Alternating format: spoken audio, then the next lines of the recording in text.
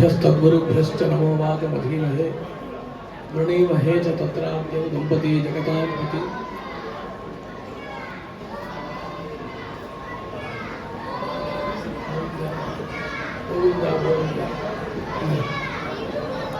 இந்த க்ஷேத்திரத்தில் கோவிந்தா கோவிந்தான்னு சப்தம் தான் பெருசாக இருக்கும். அதனால் அந்த சப்தம் தான் இங்கே வந்து அபிபாவகம்னு சொல்லுவாங்க. இதை வந்துட்டார்.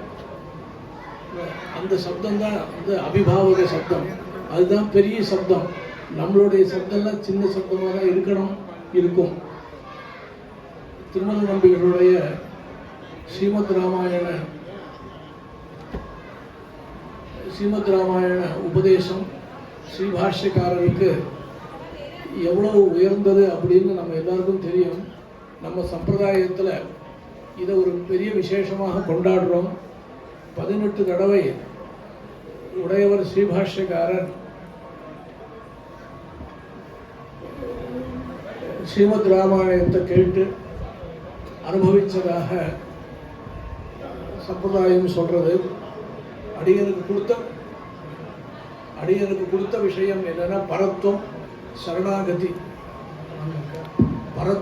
சரணாகதி ரெண்டு விஷயம்.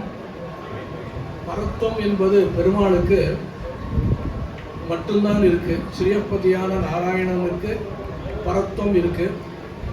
சுவாமி தேசிகன் ஆத்மைக்கியம், தேவதைக்கியம், திரிகசமதிகதா, துல்லியதைக்கியம் திரயாணாம் அந்யத்ரைஸ்வர்யம் இத்தியாதி அனிபுன பணிதீஹி ஆத்ரியந்தே ரசந்தः த்ரயந்தைஹி ஏககண்டைஹி ததனுகுணமனுவ்யாச முக்கியோக்திபிஷ்ச ஸ்ரீமான் நாராயணோன பதிஹி அகிலதனுஹு முக்திதஹா முக்தபோக்யஹான்னு சாதிச்சார்.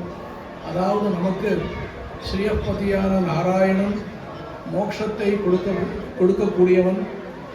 மோட்சத்தில் அவனுக்கு தான் நாம் கைங்கரியம் செய்ய போகிறோம். அதாவது நமக்கு சேஷியானவன் அவன்தான். நமக்கு மோட்சத்தை கொடுக்கும் உபாயமும் ஸ்ரீயப்பதியான நாராயணன் தான் என்று அறுதியிட்டு சாதிச்சார் சுவாமி. இந்த விஷயத்தை ஸ்ரீமத் ராமாயணத்தில் அங்கங்கே பல இடங்களில் வால்மீகி காண்பிச்சிருக்கார். பிரசித்தமான ஸ்லோகம் இருக்கு இல்லையா? பிரம்மா ஸ்வயம்பூ சதுரானனோவா சம்புஸ்திரிநேத்ர திரிபுராந்தகோவா இந்திரோ மகேந்திர சுரநாயகோவா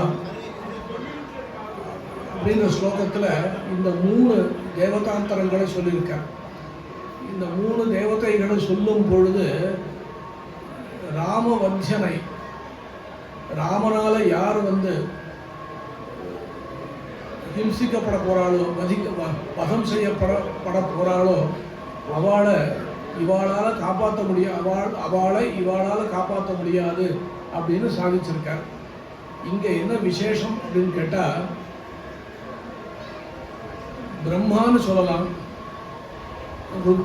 சம்புன்னு சொல்லலாம், ருத்ரஹான்னு இருக்கணும், இந்திரன்னு சொல்லலாம். கூட வந்து அவளுக்கு விசேஷணத்தை போட்டார். அவள்லாம் பண்ண பெரிய பெரிய காரியங்கள், எந்தெந்த பெரிய காரியங்களை நம்ம வந்து அவள்லாம் பண்ணதாக நினைச்சுட்டு இருக்கோமோ அந்த காரியங்கள்லாம் இந்த ராமனுக்கு முன்னாடி ஒன்றும் இல்லை அப்படின்னு இவனுடைய பரத்துவத்தை காண்பிச்சார்.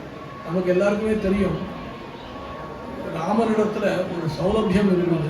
ஆத்மானம் மானுஷம் மன்னே ராமம் தசரதாத்மகம் அப்படின்னு அந்த சௌலபியம் இருந்தது. இந்த சௌலபியம் யார்கிட்ட இருக்கணும்? யார் உயர்ந்தவாளோ அவகிட்ட இருக்கணும். இப்போ அடையர்கிட்ட சௌலபியம் இருக்குன்னா பிரயோஜனம் இல்லை. ஏன்னா எவன் பரனோ அவன்கிட்ட சௌலபியம் இருக்கணும். ராமன் ரொம்ப உயர்ந்தவன், அவனிடத்துல சௌலபியம் இருந்தது. அதுதான் ராமனுடைய பரத்துவத்துக்கு ஒரு ஏற்றம். அதான் ராமரை பரமாத்மான்னு நம்ம சொல்கிறோம். இது வால்மீகி பல இடங்களில் சொல்லியிருக்காரு. ஆத்மானம் மானுஷம் மன்னேன்னு சொல்லி அவனோட சௌலபியத்தை காண்பித்தது ஏன் தெரியுமா? அப்படிப்பட்ட பரத்துவம் இருக்குன்னு சூச்சனம் பண்ணுறதுக்காக. இப்படிப்பட்டவர் சக்கரவர்த்தி திருமகன் ராமன். இந்த அடியன் வந்து சங்கேபமாக முடிச்சுன்றாங்க. நல்ல பெரிய உபன்யாசங்கள், பெரிய பெரிய வித்வான்கள். அதனால் அடியன் முடிச்சுன்றேன். சரணாகதியை பற்றி கொஞ்சம் சொல்கிறேன். சுவாமி தேசிகன் பரத்துவத்தை பெருமாளுக்கு சொல்லும் பொழுது, ஸ்ரீமத் ராமாயணத்தை எடுத்து இவனுக்கு பரத்துவத்தை சொல்லும் பொழுது சரணாகதியும் சொன்னார். சகிருதேவ பிரபன்னாய தவாஸ்மீதி யாச்சதே அபயம் சர்வபூதேபியோ ததாமி ஏதத் விரதம் மம அப்படின்றார். அதாவது பெருமாள் ஒரு தீட்சை வச்சுருக்கார், ஒரு சங்கல்பம் வச்சுருக்கார். என்ன சங்கல்பம்?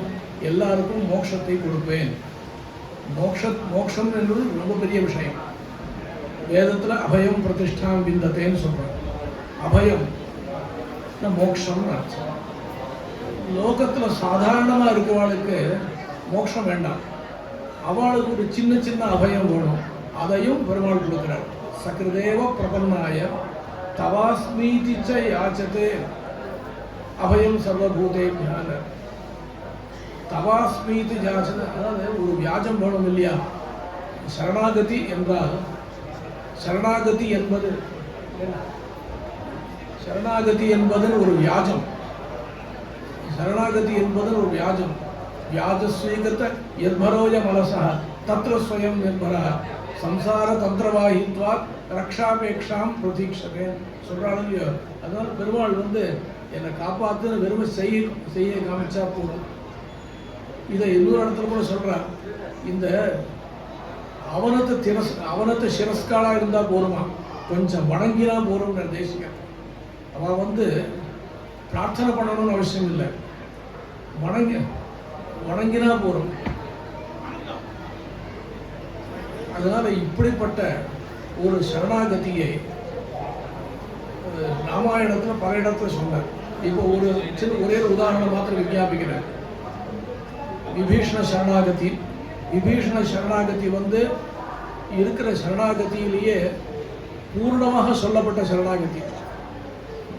சர்வலோக சரண்யாய ராகவாய மகாத்மனே நிவேதயதமாம் க்ஷிப்ரம் விபீஷணம் உபஸ்திதம். இங்கே சர்வலோக சரண்யாயன்னு சப்தமும் நிவேதயத்தன்னு சப்தமும் பூர்ணமான சரணாகதியை சொல்றதுன்னு பெரியவாள் சொல்லுவார். விபீஷண சரணாகதி நிறைய சரணாகதி இருக்கு. காகாசுரன் பண்ண சரணாகதி, த்ரீலோகான் சம்பரிக்கிரமிய தமேவ சரணங்கதா, அவன் பண்ண சரணாகதி. இன்னும் நிறைய பேர் சரணாகதி பண்ணிருக்கா. 20 சரணாகதி இருக்குன்னு சொல்றான். பிரசித்தமாக இருக்கிற இன்னொரு சரணாகதி என்ன தெரியுமா? திரிஜட்டா பண்ண சரணாகதி பிராட்டி கிட்ட. அதுதான் பெரியவாள் சொல்லுவா, ராமனுடைய கோஷ்டி காட்டிலும் பிராட்டியோட கோஷ்டி வசந்து போயிடுச்சு அப்படின்னு. ஏன்னா ராமனுடைய கோஷ்டியில கேள்வி யாராவது கேட்டா என்னை காப்பாற்றுங்கன்னு கேட்டா, பிராட்டியோட கோஷ்டியில வந்து என்னை காப்பாற்றுங்கன்னு கேட்கலவா. என்ன பண்ணா? திரிஜட்டா சொன்னா. திரிஜட்டை என்பவள் எனக்கு இந்த மாதிரி சொப்பனம் நடந்தது, நமக்கெல்லாம் கெட்ட காலம் வரப்போறதுன்னு சொன்னான். உடனே திரிஜட்டை சொன்னது சத்தியமாக இருந்தால் நான் உங்களுக்கு சரணமாக ஆறேன்னு பிராட்டி சொன்னான். எதி தத்தியம் பவேயம் சரணம் ஹீவஹா அப்படின்னா, நான் உங்களுக்கு சரணமாக ஆறேன். அதனால பிராட்டி கிட்ட செய்யப்பட்ட சரணாகதி இருக்க, அது ராமர்கிட்ட செய்கிற சரணாகதியை காட்டிலும் உயர்ந்தது. இதெல்லாம் வந்து ஒரு ஆச்சாரியாளுடைய அபிமான விசேஷம். ஏன்னா பிராட்டி கிட்ட ஒரு சரணாகதி, பெருமாள் கிட்ட ஒரு சரணாகதி அப்படிலாம் ஒன்றும் கிடையாது. இருக்கிறது ஒரு சரணாகதி தான். பிராட்டி புருஷகாரம் பண்ணுறா, பிராட்டியோடு சேர்ந்த பரமாத்மா கிட்ட பெருமாள் கிட்ட நம்ம சரணாகதி பண்ணுறோம். பிராட்டிக்கு ஒரு அம்சம் ஏத்தமாக இருக்கு, பெருமாள் கிட்ட இல்லாத ஒரு அம்சம் ஏத்தமாக இருக்கு. அது மாத்திரம் இல்லை, இந்த சரணாகதியை பற்றி சொல்லும் பொழுது கஜம்பா சிம்மம்பா யாக்ரம் வாபி வராரணா நாகாரேதி சந்திராசம் பாஹூ ராமஸ்ய சம்ஸ்கிருதாங்க. அதாவது இதுதான் மகாவிஸ்வாசம். ராமனுடைய கையில் இருக்கும்பொழுது பிராட்டிக்கு எந்த விதமான பயமே இல்லை, யானைக்கிட்டையும் பயம் இல்லை, சிங்கத்துக்கிட்டையும் பயம் இல்லை அப்படின்னா இதுதான் மகாவிஸ்வாசம். இந்த மகாவிஸ்வாசம் என்பது பிரபத்திக்கு ஒரு அங்கம். அதை காண்பிச்சார். அது மட்டும் இல்லை, இந்த சரணாகதி பண்ணவன் எப்படி இருக்கணும்னு சொல்லும் பொழுதெல்லாம் பல விஷயங்கள் சொல்கிறான். நம்ம சுனிஷ்டாபிஞானத்தில் பார்க்குறோம் இல்லையா, இவனுக்கு ஸ்வரூப நிஷ்டை, உபாய நிஷ்டை, புருஷார்த்த நிஷ்டை இதெல்லாம் இருக்கான்னு நம்ம பார்த்துக்கணும்னு சொல்கிறோம். எந்த அளவுக்கு இருக்குன்னு அது ஸ்வரூப நிஷ்டையிலேயே மூணு விதமாக சொல்கிறேன். கிருபை இருக்கணும், அனுசோசனம் இருக்கணும், இப்படிலாம் சொல்கிறேன். இங்கே சில ஸ்லோகங்கள்லாம் அற்புதமான ஸ்லோகங்கள்லாம் அங்கே இருக்குது. ஸ்ரீமத் ராமாயண ஸ்லோகங்கள்லாம் எடுக்கிறேன். அங்கே இந்த கஜம்பா வீக்ஷ சிம்மம்பான்ற ஸ்லோகம் அங்கே தான் இருக்கு. அங்கேயும் எடுத்திருக்க சுவாமி தேசிகன். அதே மாதிரி இந்த சரணாகதி பண்ணவன் இருக்கான கிருதகிருத்தியா பிரதீக்ஷந்தே மிருத்யும் பிரேமிவாதித்யம், இதுக்கும் சீதையை பற்றி எடுக்கிறேன். சீதையை எப்படி இருக்கான்னா எதை பற்றியும் கவலைப்பட ராமன் காப்பாற்றுவான்ற எண்ணத்தில் இருக்கான்றதுக்கும் அந்த மாதிரி நம்ம பிரபத்தியை அனுஷ்டிச்சவா இருக்கணும்னு சுவாமி சாதிக்கிறார். இது மாதிரி ஸ்ரீமத் ராமாயணத்தில் எத்தனையோ விசேஷங்கள் அங்கங்கே சொல்லப்படுறது. திரிஜட்டா சரணாகதி மாத்திரம் இல்லை, ஒவ்வொரு சரணாகதியிலையும் அபயப்பிரதான சாரத்தை மொத்தமே சேவிக்கணும். இப்போ அபயப்பிரதான தேசிக ஸ்ரீமத் ராமாயணம் என்பது சரணாகதி சாஸ்திரம்.